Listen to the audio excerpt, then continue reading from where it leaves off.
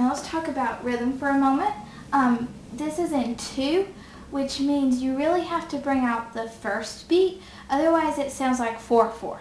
But this is in 2/4, because if you're in 4/4, you have 1, 2, 3, 4. So the first one and the third ones are just as important, but the first one's the most important. But in 2, it's just every other beat. Da, da, da, da, da.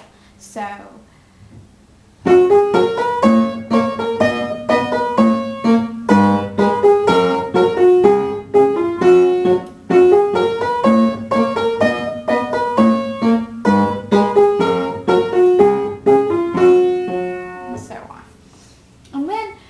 And talking about tempo, this can be, the correct tempo should be at least 100.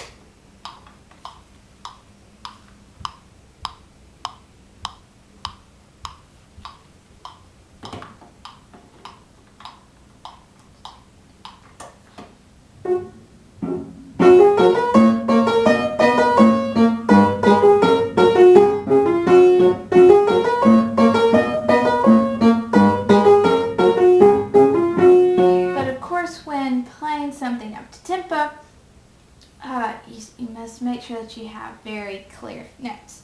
So you may want to work this up to tempo a couple measures at a time, or each big idea, each big phrase, every 3 slurs, phrases or so at a time. And then, and speaking of memory, which is very easy for you to memorize things, but you need to keep this, this needs to be very solidly memorized.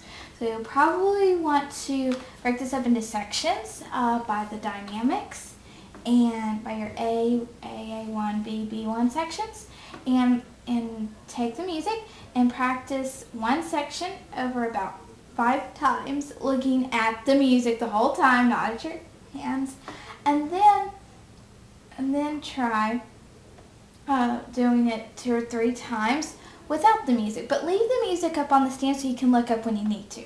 But you would then need to try it several times without the music. It's also very good if you can memorize it hand separately, because the right hand should be leading with the melody here, but your left hand is also supporting, because as your melody steps up and down, as we were already talking about, your left hand is doing that with its ostinato pattern. So make sure you have the hands separately memorized very well. That way your right hand can lead the melody and your left hand can support it by helping the right hand know which direction it is supposed to go.